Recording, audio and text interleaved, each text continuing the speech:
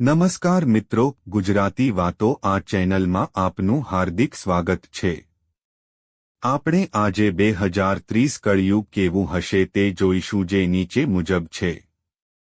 કળિયુગ, જે હિન્દુ ધર્મમાં ચોથી અને છેલ્લી યુગ માનવામાં આવે છે, માન્યતા છે કે તે માનવજાતના આત્મિક અને નૈતિક પતનનો સમય છે।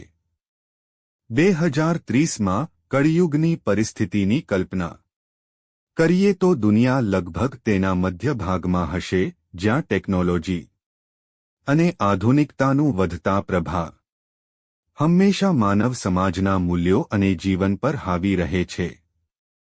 આ સમયગાળો વૈજ્ઞાનિક પ્રગતિ, ટેકનોલોજી અને ભૌતિક સુખસુવિધામાં ખૂબ ઉન્નત હશે, પરંતુ આ સાથે જ આત્મિક અને નૈતિક મૂલ્યોથી દુરાવ પણ વધી રહ્યો હશે। ટેકનોલોજી 2030માં કળિયુગની ખૂબ જ મોટું સ્થાન ધરાવશે। કળિયુગની મનુષ્યની ભૂમિકા મોટા પાયે મશીનો અને આર્ટિફિશિયલ ઇન્ટેલિજન્સ દ્વારા નિયંત્રિત થશે। 2030માં વિશ્વમાં સ્માર્ટ સિટીઓ, રોબોટિક્સ અને મશીનો સાથે માનવ કુશળતાનું વિસર્જન થશે, પરંતુ આધુનિક ટેકનોલોજી માનવીને એકલા પાડવાની અને આધ્યાત્મિક રીતે ખાલી બનાવવાની ક્ષમતા ધરાવતી હશે। લોકોના જીવનમાં સ્વાર્થ અને ભૌતિક સુખની લાલસા વધતી જોવા મળશે। અંતર્ગત સંવાદિતા અને સહકારની ભાવનાઓમાં ઘટાડો થશે, કેમ કે વર્તમાન સમાજની પ્રત્યેની લાગણીયુક્ત સંવેદનાઓ નબળી પડી શકે છે। માનવીની અપેક્ષાઓ સતત વધતી જશે અને તાત્કાલિક સંતોષની ઈચ્છા વધશે। લોકોના જીવનમાં વ્યક્તિગત સફળતા અને સન્માન પ્રાપ્ત કરવું મહત્વનું રહેશે, પણ આત્મિક શાંતિની બલિ આપીને થશે। પર્યાવરણની સ્થિતિ પણ 2030માં કળિયુગના લક્ષણ તરીકે પ્રગટ થશે। કુદરતી સંપત્તિઓનો અતિ ઉપયોગ અને પર્યાવરણ પ્રત્યેની બેદરકારીને કારણે વૈશ્વિક તાપમાન, પ્રદૂષણ અને કુદરતી આપત્તિઓ વધી રહી હશે।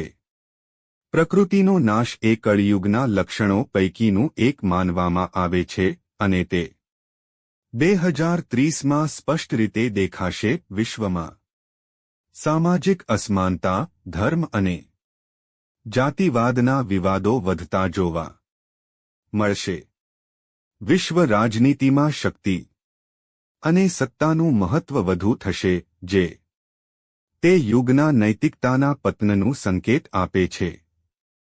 ધર્મને આધુનિક જીવનશૈલીથી અલગ કરવામાં આવશે અને ધર્મને માત્ર વિધિપૂર્વકની વિધિ કે પરંપરાનું પાલન માનવામાં આવશે, જ્યારે માનવીની આધ્યાત્મિકતા નબળી પડી જશે। કળિયુગની એક વિશેષતા એ છે કે ભૌતિક સુખના પડઘમ વચ્ચે લોકો તેમના આત્માની શાંતિ માટે તરસી રહ્યા હશે।